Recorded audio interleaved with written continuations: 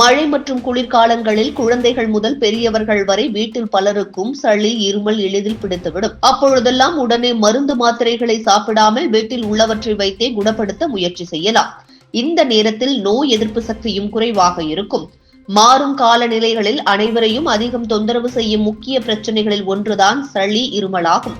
அப்படிப்பட்ட சளி, இருமல், ஜலதோஷத்தை விரட்ட எளிமையான ஒரு வீட்டு வைத்திய குறிப்பை பார்க்கலாம். தேவையான பொருட்கள் என்னவென்று பார்த்தால், வெற்றிலை, மிளகுத்தூள், சோம்பு, தேன், சுக்கு அல்லது இஞ்சி தூள். ஒரு வெற்றிலையை எடுத்து காம்பு உடைத்து நன்கு கழுவி சுத்தம் செய்யவும், அதன் மேல் உள்ள நீர் வடித்துவிட்டு அதில் மிளகுத்தூள் தூவி மேலே சிறிது சோம்பு, சுக்கு அல்லது இஞ்சி தூள் தீவி தேன் விட்டு வெற்றிலையை அப்படியே மடித்து வாயில் போட்டு மென்று சாப்பிடவும்.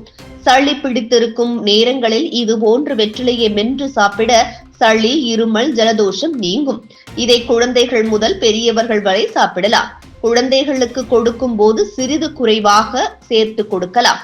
இது மாதிரியாக வீட்டிலேயே நாம் சரியான மருந்துகளை எடுத்துக்கொண்டால் சளி, ஜலதோஷம் எல்லாவற்றையும் உடனடியாக போக்கலாம். இதற்காக ஒவ்வொன்றுக்கும் நாம் மருத்துவரை சென்று பார்த்து ஆங்கில மருந்துகளை எடுத்துக் கொள்வது நம் உடம்பிற்குத்தான் கெடுதலாக அமையும். மாத்திரைகள் அதிகமாக போடுவதால் வயிற்றில் புண் போன்றவை ஏற்படுகிறது. அதனை சரி செய்ய மீண்டும் மருத்துவரிடம் செல்கிறோம்.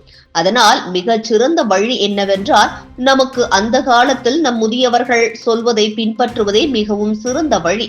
ஜலதோஷம் பிடித்தாலே முதலில் வீட்டில் என்ன கஷாயம் வைத்து குடிக்கலாம் என்றுதான் யோசிக்க வேண்டும். பக்கத்தில் மளிகை கடைகளில் எல்லாம் கிடைக்கும் மருந்து மாத்திரைகளை வாங்கி உண்பதை முற்றிலுமாக தவிர்த்தால் நம் உடம்பு நீண்ட நாட்கள் நன்றாகவும் ஆரோக்கியமாகவும் இருக்கும்.